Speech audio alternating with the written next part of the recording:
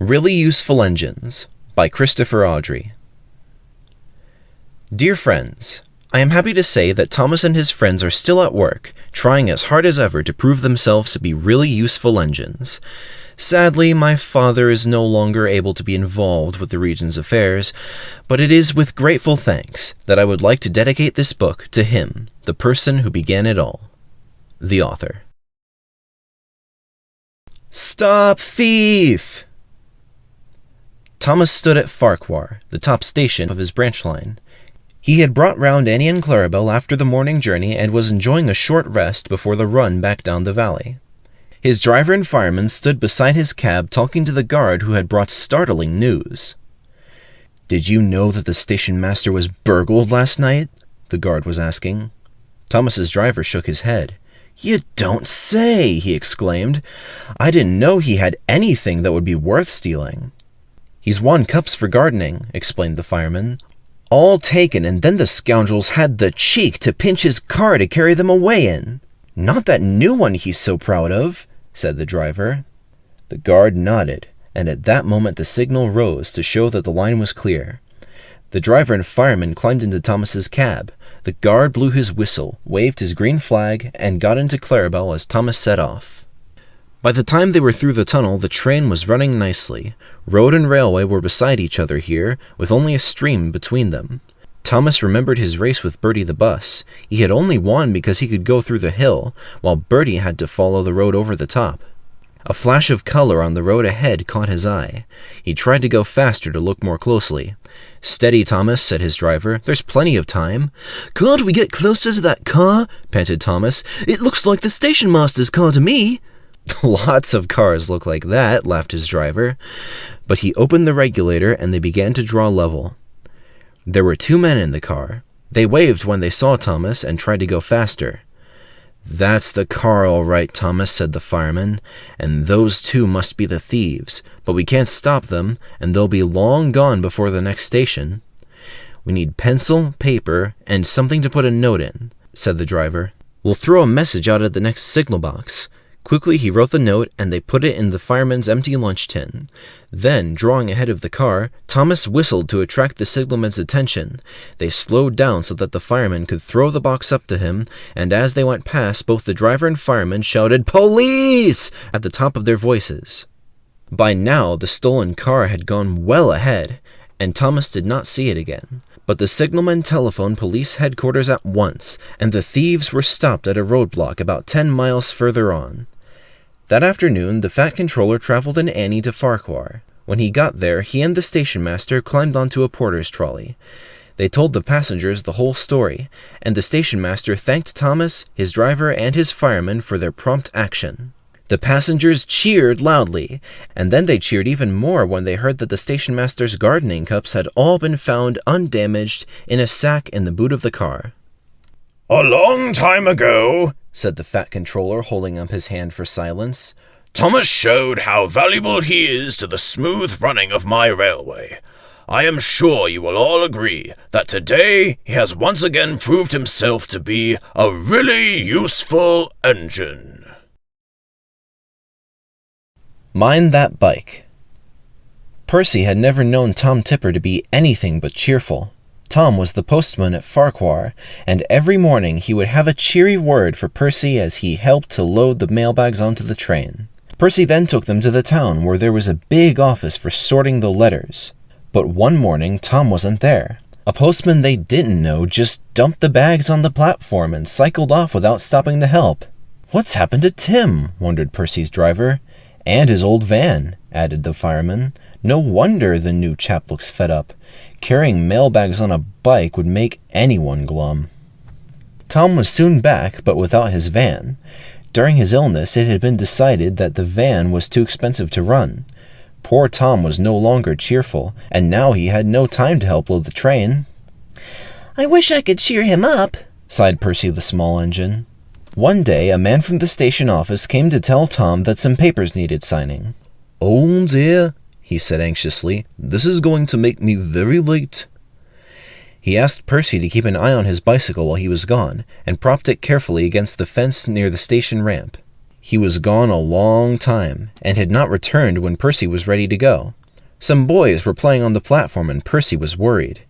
"Sorry, Percy," said his driver. "We must be off. Time and the Fat Controller wait for no man." In the flurry of starting, no one noticed that one of the boys had picked up Tom's bicycle. He pedaled too far along the platform, and before he could stop, he ran out of control down the ramp. He reached the bottom just as Percy started away. Fortunately, the boy fell clear just in time, but the bicycle swerved beneath Percy's wheels and disappeared with a crunch. Percy's driver stopped the train quickly and they extracted the remains, but the red bicycle was beyond repair. Tom came running, and he, the driver, the station master, and the guard all told the boys what bad boys they were. "I'm sorry, Mr. Tipper," apologized Percy. "Never mind, Percy," said the postman. "It wasn't your fault, and I never liked that bike much anyway." When the Fat Controller heard about the accident, he ordered that Tom should be given a new bicycle at once. But the next morning, when Percy arrived at Farquhar, he saw a brand new red van standing in the yard beside the ruins of the bicycle. Close by stood Tom Tipper, beaming from ear to ear. "That accident did me a good turn, Percy," he smiled, "and now my chief has decided to let me have a new van after all." "So I did help," said Percy to himself when Tom had gone. "By accident, as you might say." Fish. The fishermen who used the port near the big station were bringing in more fish than ever before. Each day, the sheds on the quayside were piled high with boxes. Much of this extra fish had to travel by rail, so the trains which Henry and the other engines had to pull became heavier. One night, a special load of fish was ordered, and the Fat Controller decided that extra vans needed to be added to the train that the men called the Flying Kipper. The only spare vans they could find were old ones that had been standing unused on a siding for some time. Workmen soon cleaned them, and they were added to the end of the train. Henry grumbled about it, but there was nothing to be done. "You'll just have to put up with it, Henry," said his driver. "At least the extra load will mean we can have a banker up Gordon's Hill." Duck often waited at Edward's station so he could help heavy trains by pushing them from behind. Tonight, Henry made good progress in spite of his extra load. When they reached Edward's station, his driver stopped the train beyond the platform. Then, using Henry's whistle, he gave the special signal that meant that he wanted help getting up the hill. "Peep, peep, peep, peep," whistled Henry. "I need a banker, please." "Peep, peep," replied Duck. "I shan't be long." Duck buffered gently up to Henry's train. He was not coupled on, so Henry could run on without stopping when they reached the top of the hill. "Ready?" Duck whistled. Push hard, puffed Henry. We're doing it, replied Duck. Henry was pulling harder than he thought he was. It was a dark night, and Duck felt the weight on his buffers slacken. Because of the dark, he could not see that Henry had taken the train on his own and was slowly drawing ahead. All trains carry a red lamp on the final vehicle to show that the train is complete. This is called a tail lamp. Duck's driver began to get worried. "There's no sign of a tail lamp," he said, "but we must keep going." Duck whistled, but there was no reply from Henry. Henry, meanwhile, was going well, but his train seemed to be getting heavier. He had to keep moving, but he could not avoid slowing down. Suddenly, from behind him, there came a splintering crash. Duck's front bent, and pieces of broken wood began to fall on him, one of them denting his funnel. He stopped quickly, and Henry, feeling the jolt, stopped too, just beyond the top of the hill.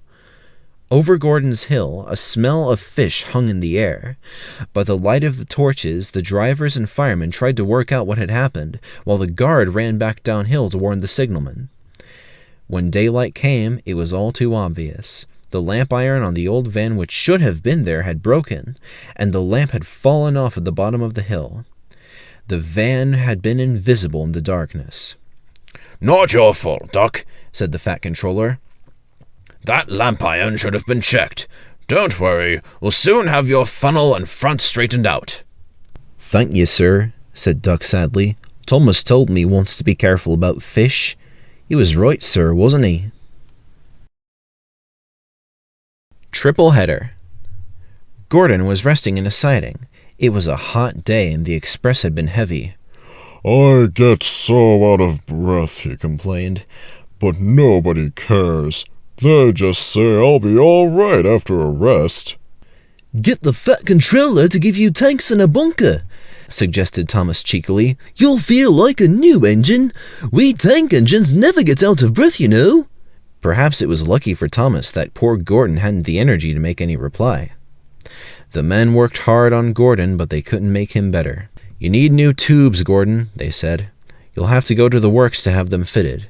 While Gordon was being mended, Henry pulled the express. But one morning, just before Gordon was due back, Henry was ill too.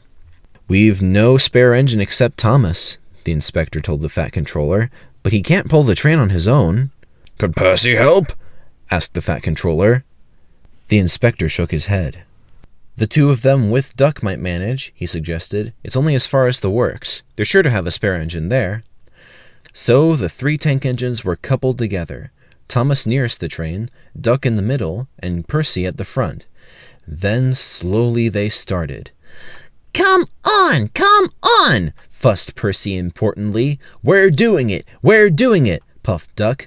Pull harder, grumbled Thomas to the others. The heavy train drew out of the platform. The engines couldn't go as fast as Gordon, but the passengers didn't mind. They knew that Percy, Thomas, and Duck were doing their best. Expresses are not like branch line trains. They don't stop at all the little stations, and the engines don't have a chance to get their breath back. Soon the 3 engines began to feel tired. They struggled valiantly up Gordon's hill, but the strain was beginning to show. I'm glad we didn't stick there, thought Thomas. Gordon would never have let us hear the last of it. But the hill proved too much for Percy.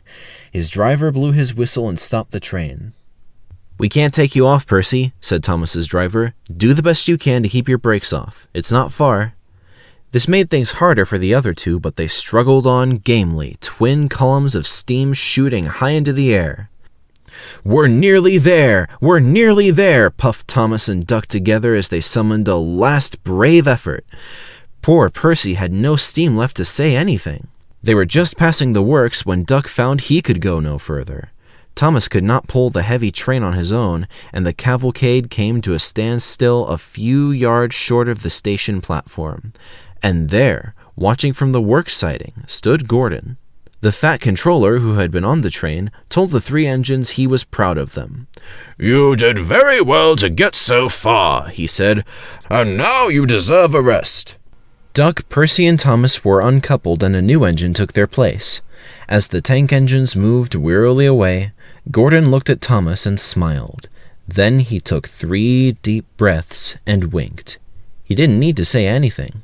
Thomas knew exactly what he meant.